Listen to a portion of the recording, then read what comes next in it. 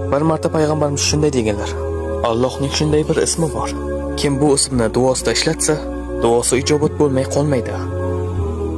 Bir kuni Anas roziyallohu anhu shunday dedilar: Men payg'ambarimiz sollallohu alayhi vasallam bilan masjidda o'tirganimizda bir kishi namozni tugatdi va yana ruku qildi.